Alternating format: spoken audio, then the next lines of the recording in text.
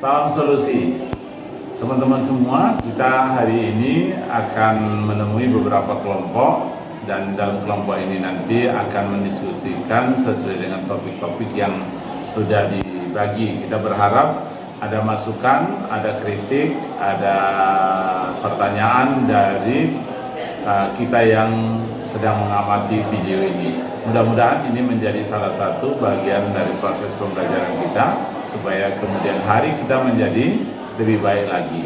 Demikian saya kira untuk kita nikmati bersama diskusi ini. Salam solusi.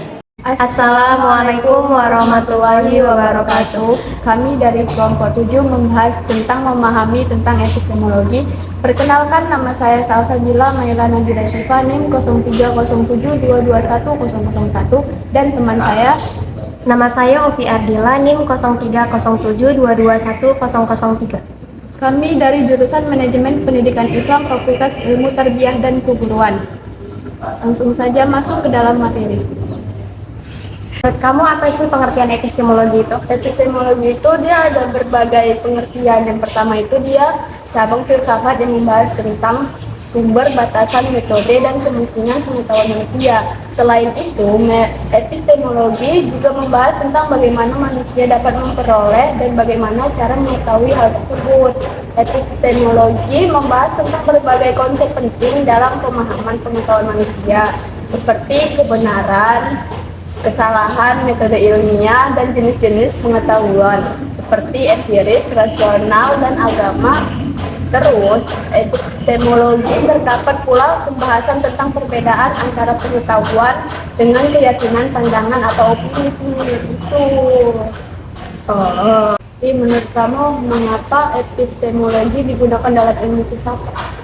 Nah, epistemologi ini merupakan salah satu cabang dari filsafat yang merupakan membahas mengenai asal-usul pengetahuan serta bagaimana pengetahuan itu diperoleh. Oleh karena itu, epistemologi ini sangat penting dalam ilmu pengetahuan karena membantu menjawab pertanyaan-pertanyaan ataupun kunci tentang sumber, batasan, dan nilai kebenaran pengetahuan tersebut. Menurut saya, beberapa alasan mengapa epistemologi ini digunakan dalam ilmu filsafat dikarenakan yang pertama itu menentukan sifat pengetahuan, yang kedua menjelaskan cara-cara memperoleh pengetahuan, dan yang ketiga mengembangkan kriteria kebenaran. Oh, jadi itu ya?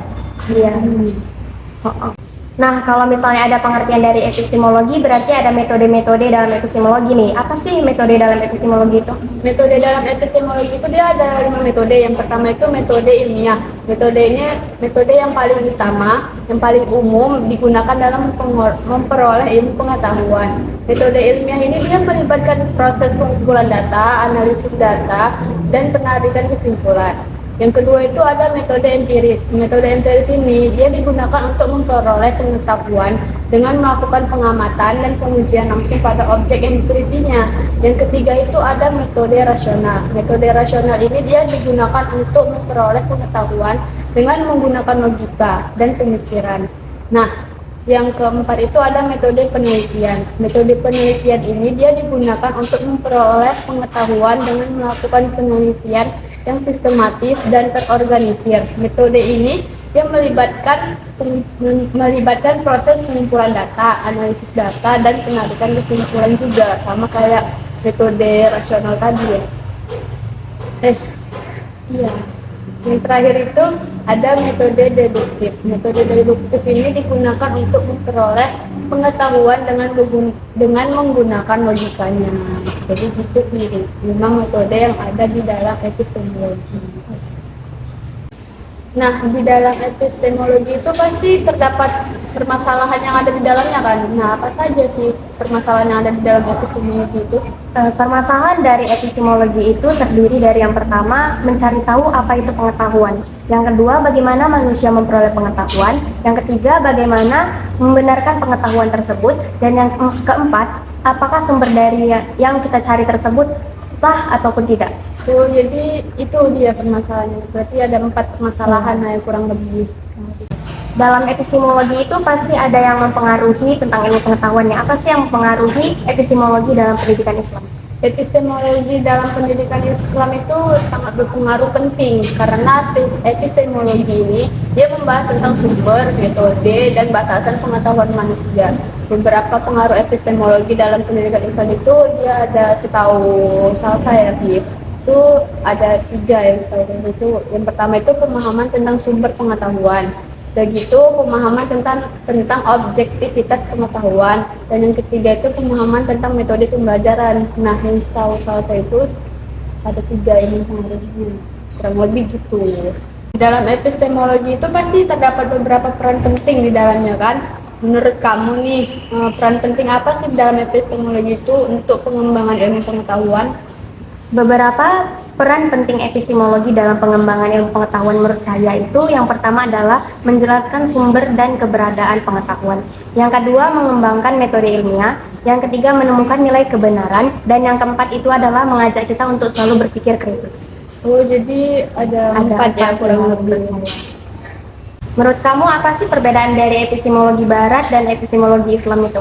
Nah, kalau epistemologi barat itu dia bersumber pada akal dan pengalaman. Dia berkembang menjadi aliran positivisme sehingga akal dan indera dijadikan sebagai sumber ilmu tanpa memperdulikan wahyu. Sedangkan epistemologi Islam itu dia tidak mengabaikan akal dan pengalaman sebagai sumber ilmu pengetahuan.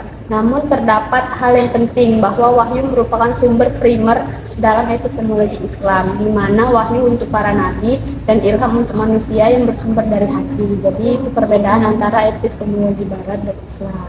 Menurut kamu, epistemologi itu kan dia pasti ada hubungannya dong sama ilmu filsafat kan? Menurut kamu apa sih hubungan antara epistemologi dan ilmu filsafat?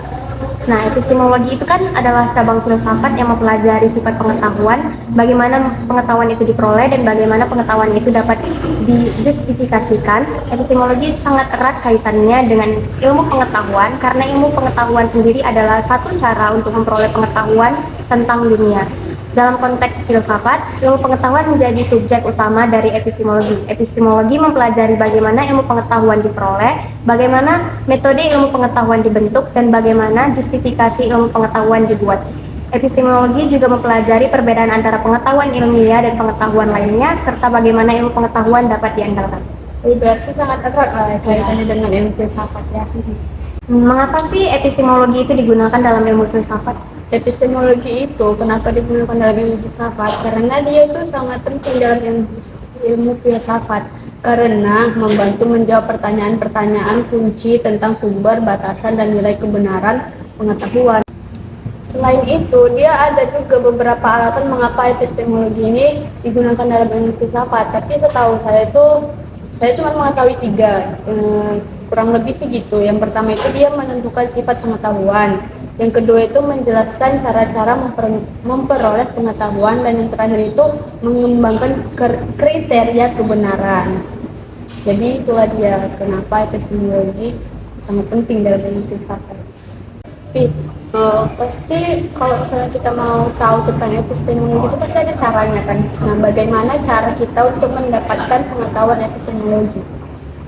Ada beberapa cara yang bisa dilakukan untuk memperoleh pengetahuan epistemologi ini, diantaranya seperti membaca buku teori dan konsep epistemologi, membaca jurnal akademis, berdiskusi dengan ahli epistemologi, mengikuti seminar, menerapkan konsep epistemologi dalam kehidupan sehari-hari, ataupun jika ingin memperdalam ilmu tersebut bisa mengambil jurusan dalam bidang filsafat dalam universitas. Oh, jadi itu ya caranya. Banyak juga ya.